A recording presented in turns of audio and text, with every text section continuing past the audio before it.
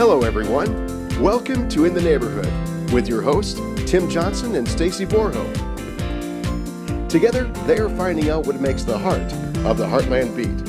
They sit down with people in your community that lead organizations, businesses, and government. You'll learn who they are and what they're involved in and why.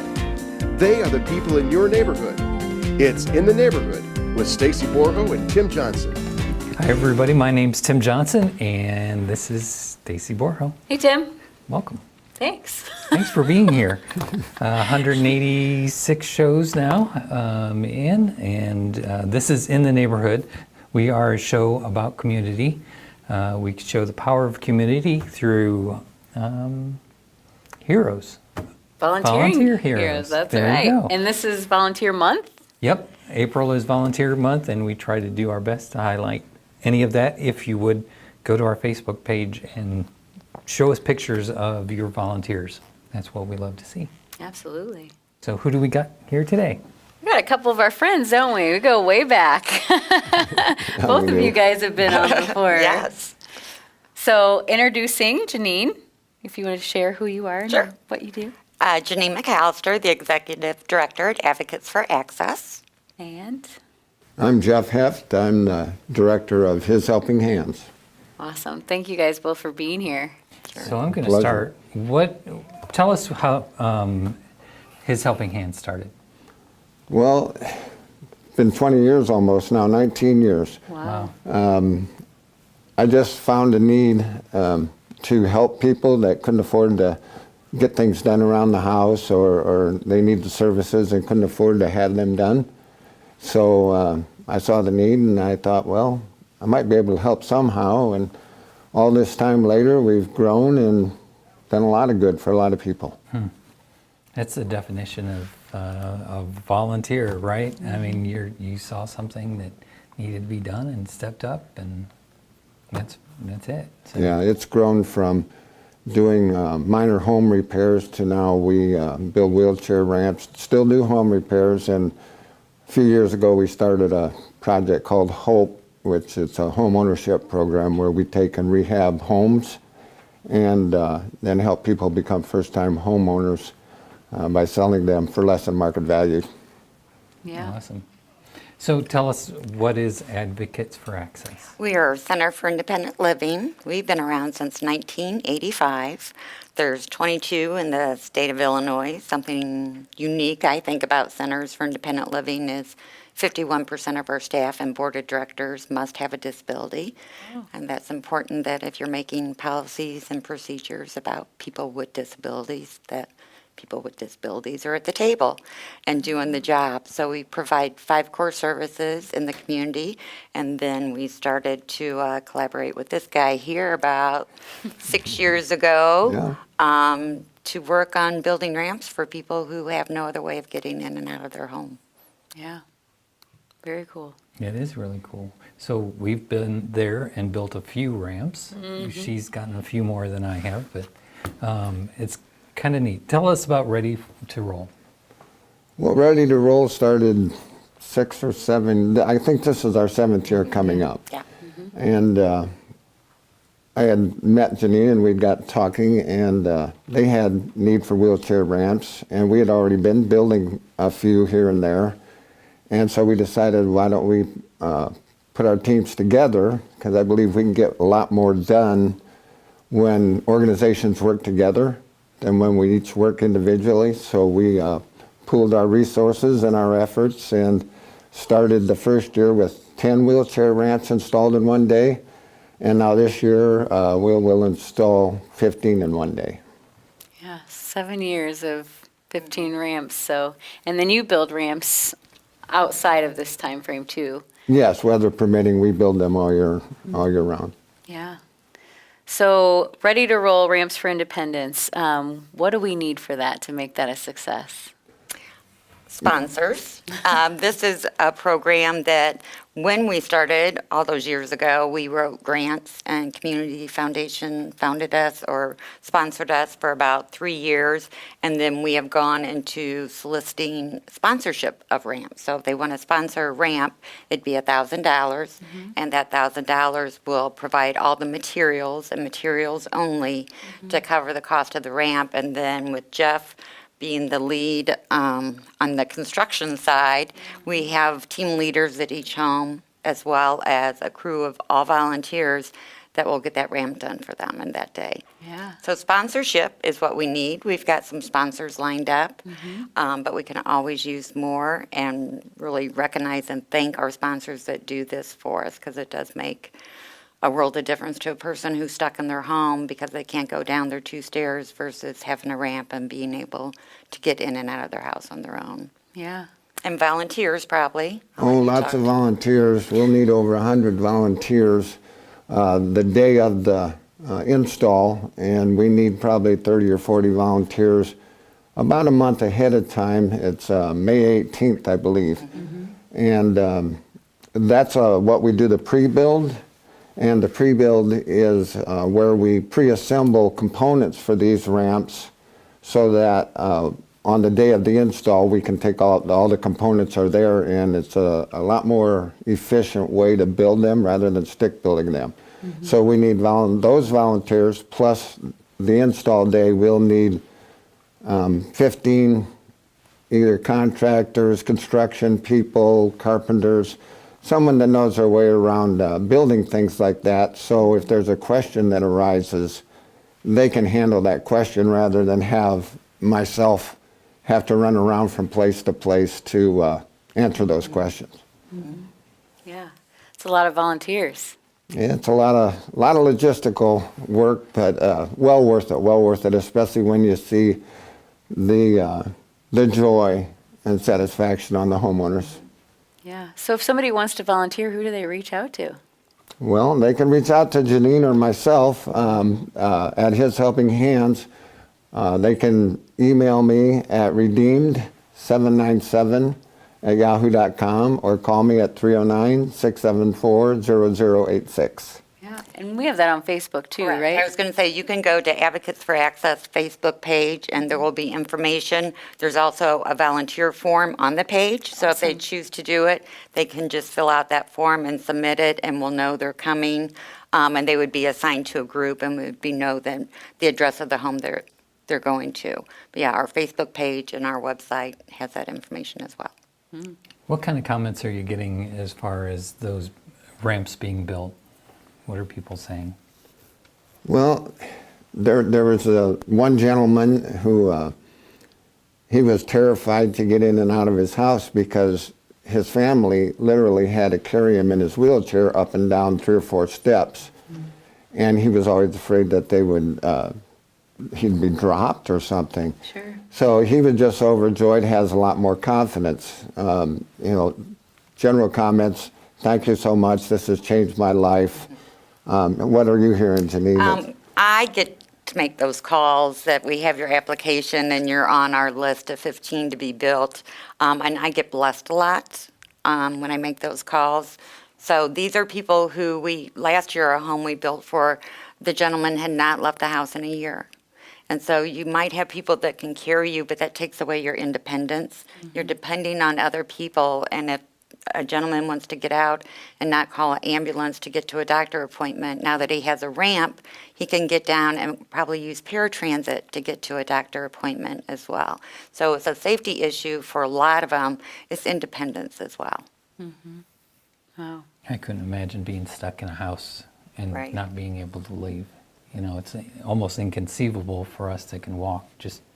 You just get in the car and Right. go, right? Yes, it is. Yeah. So, And we get those that are waiting to get out of a nursing home to get a ramp on their house so they can get back into their own home. So we do have a couple of the ramps that we're building that are for people waiting in the nursing home to go back to their own home. Yeah. So if someone is in need of a ramp, the focus is for owner-occupied homes, right? So let's share some of the criteria or what someone does to apply to get a ramp if they're in need. And it's a very simple application. We both kind of have a unique or our own version of it. Yeah. But it's very similar information. So they must be a homeowner. If we get a renter, last year the city of Peoria had a program for ramps for renters. So we always do a letter of reference for them and forward them down to the city so they can still get the ramp that they need. So a homeowner, and they must have homeowners insurance. And that's hard for some people because it's a cost to maintain that home ownership insurance. But those are the two requirements that we have. Okay. And then the application is probably on your website too? Yes, it is. It's on our website. Information about the program is, and we also get a lot of calls, and we will mail it to them with a return envelope. So a lot of discharge planners are calling us Yes. in need of applications because they want to discharge someone from the hospital and want to make sure they're discharging them to a safe environment, and that you need to be safe getting in and out of your home. And Yeah. a lot of times a ramp is required for that. It's pretty amazing. So are you an engineer, or how did you get started building these?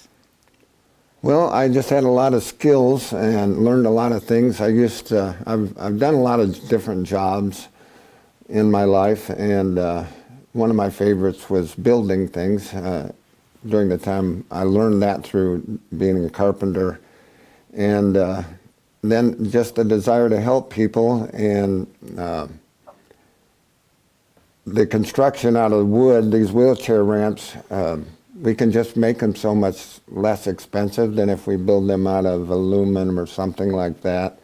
So it's a practical thing. I just figured out how to do it, I started out building them, stick building them, piece by piece on the site, and it took 3 days. And now I'm pretty good at figuring out how to, I guess, make that go quicker. And so I thought that if we did, since they're all very similar, if we made them made them the same parts, then we could do the component type thing and make a production line out of it, and it goes very quickly now. All right, so you need the same width for a wheelchair. Same width, same length. Standard lengths, we have 10-foot sections, 8-foot sections. Our switchbacks are standard, square or rectangular, but as much as possible it's all standard. So when we have the pre-build, we might build 20 10-foot sections and 15 8-foot sections and so many switchbacks, and then at the time of the install, we take 3 10-foots, 2 8-foots, and 2 switchbacks and put it on the site, and then they just put it together like an erector set. And all of these that Jeff goes to measure, and he's got the diagram for the team leaders all set and all ready for the pre-build day, and they're all ADA compliant. So, you might drive by some houses and see that somebody really tried hard to give someone a ramp, but again, you have to look at the safety of it, and is it ADA compliant? So any ramp that Jeff is designing is all ADA compliant. Yeah, so you've got the railings. It's all treated material, so it's fine out in the weather, anchored or whatever needs to be done. It's the nice thing about building them out of components is if someone they're in a wheelchair and they get to the point where they don't need it anymore, if they give us a call, we can go back out, remove that wheelchair ramp, and then reuse it for someone else because it's pretty much standard size pieces. Right. That's really cool. So the first time that I went out, we were helping, I believe, a veteran that had never spent time in his backyard because he couldn't get there from the front yard. And that's one of the times that I've done it. How many builds have you been on so far? I don't lot. know, 5 at least. Yeah. What's been your experience? Yeah, it's pretty amazing to be able to, take a day with some friends and family. I've been blessed to do that with my dad most years, and like you said, they can't even get out of the house. So we had a lady one year who was inside of her house all by herself, and she couldn't get in and out, unless someone came over to help her out, because she had a front step with steps, and we built the deck out the front, or the ramp out the front and then down the side. And I know we've made some alterations along the way, because that was a year we actually had to take up some concrete. Now we've made some modifications. Some of the jobs are a little tougher than others. Yeah. But, I try to assign the teams to those jobs, to the harder builds, you know, based on who's in the team. So it helps me to know the volunteers in the teams. Experienced ones, you know, I may give them a more difficult ramp. The newer volunteers, then I may give them a simple ramp where it's just straight out. Some of them you just have to do what needs to be done, but they all bless the folks that get them. Yeah, I can remember the first time you did it. I was thinking to myself, who in their right mind would give Stacy power tools? Jeff did. So it takes different skill levels, right? to do this? Sure. All skill levels are welcome. Sometimes someone, you know, can carry a board from here to there. Someone can hold a tape measure. They can hold the post up that while we're in, you know, putting the ramp part on. They can run a cordless drill. The more skilled people or people that are comfortable. Stacy now runs one of our saws, and she's really good at it. Yeah. But you know, especially if you come there more than once, if you come year after year, then you gain some of those skills and you get more comfortable doing things. But I think Stacy, well, I think both of you will admit that it's a lot of fun to do those things. It is a lot of fun. It's really cool because you get a lot of like-minded people, community-minded people together to help, and it's quite the little worker bee type setup you have when you're setting up all those pre-builds and everything.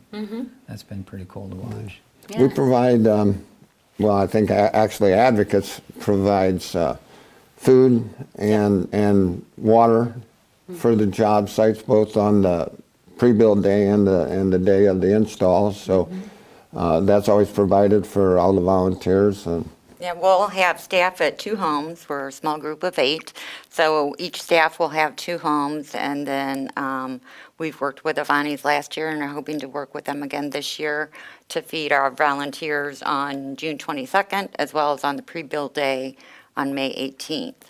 And then the 2 staff that will be going to the different sites are going to go out before the build day to kind of do our paperwork that we have to have done for the ramp program, and also kind of assist them with what some other needs. A lot of times we find that they might need a ramp, but as you really get to talk to someone, you see that they have other needs. And so there's some great programs in Peoria that if we can refer them to an appropriate program that might assist them as well.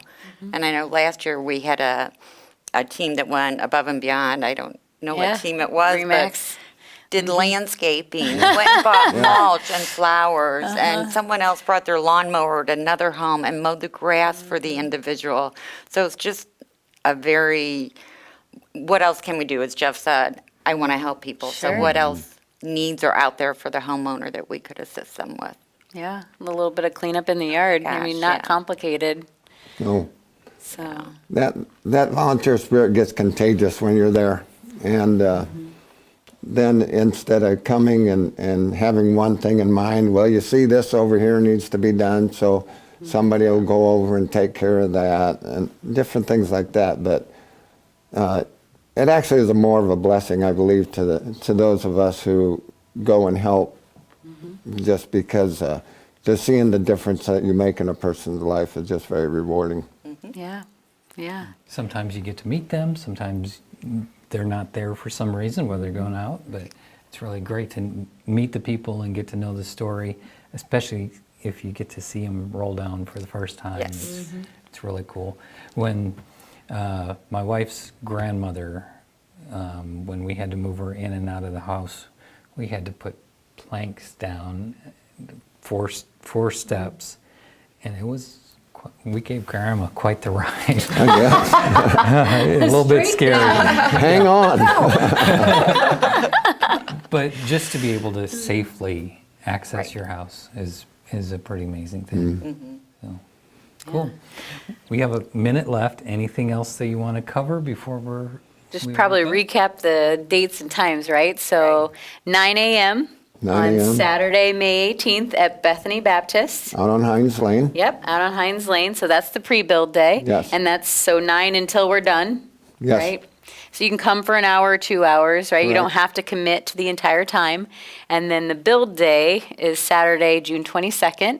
We'll be starting between 8 and 9, depending on the Team leader, location. yeah. Sure. And then that goes from the time you start until completion. But again, sometimes people are coming half day or whatever works. but, Right. And yeah. on the install day, the 22nd, if you have a group, like some churches or whatever, they have a group, the team that they want to put together. Sure. So then I will contact that team leader and let them know what their location is on the day of. Mm-hmm. If you're an individual that wants to help, we'd love to have you. Mm-hmm. But in that case, I will email you your location and who your team leader is, so that you know where you're going to work that day. Yeah. So if they need a yeah. team, how many people do you do minimum? Minimum 5, maximum usually is around 10. But you know, if you have a team and there's 11 or 12, that's fine. There's plenty of work to do. That's right. Awesome. This has been really cool. Love to see you guys. Like I said, you're kind of exactly what we're looking for, is the heroes behind the scenes that's glad to work and step up and help people. So thank Thanks you. for having us. Thanks for having us. I am Eeyore, and according to Stacy. But if you are willing to help, make sure you give them a call, and make sure, if you would, please comment, share on this post. If you are watching on TV, go back to our Facebook page, which is either Peoria Life or In the Neighborhood on Facebook, and make sure you share those so more people can get involved. So thank you, guys. Thank you. you. PeoriaLife.com